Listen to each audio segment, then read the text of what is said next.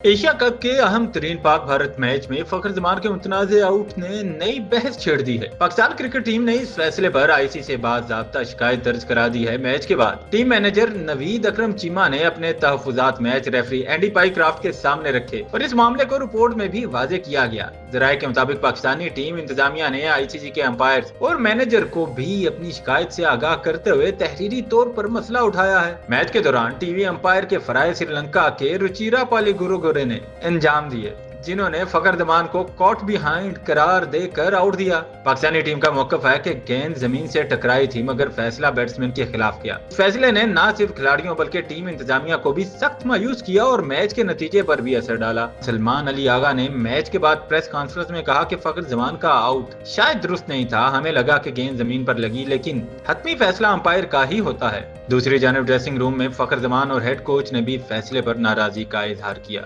याद रहे कि फखर जमान इस वक्त 15 रन पर खेल रहे थे और पाकिस्तान का मजमूई स्कोर 21 रन था। इनके आउट होने के बाद टीम दबाव में आ गई, जिससे मैच का नक्शा बदल गया। अब देखना यह है कि आईसीसी पाकिस्तानी टीम की इस शिकायत पर किस हद तक कार्रवाई करता है।